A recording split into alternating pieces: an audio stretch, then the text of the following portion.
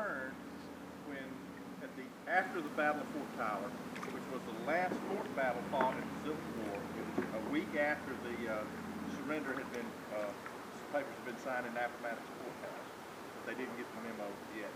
So they went ahead and also it was Fort Tyler is where the last Confederate general died from a battle wound. So there's two things that are unique to that. But this right here, these are the two rails that were burned in 1865. This is how high that's how high the trestle was. So it was a lot lower to the river than the current trestle. Now when the water's really down, you can see all the where it burned down to the water line.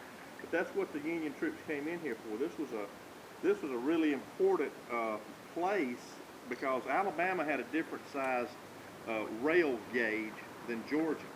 So everything that came from the south and the west to Georgia had to be offloaded over here in West Point and loaded onto a different train to continue its forward, and vice versa.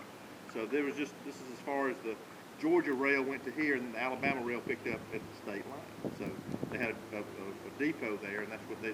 So it became an important place for transportation because a lot of people, everybody had to stop and wait for the train to get reloaded. So that was really the basis for.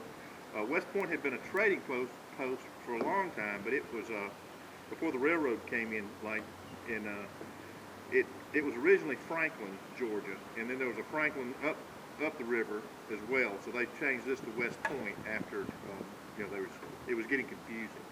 So that it didn't other Franklin, but it was a trading post on the river, and then it became a city, and then the railroads came in, and that was when that was it's important because you had to change over to go across the river points north.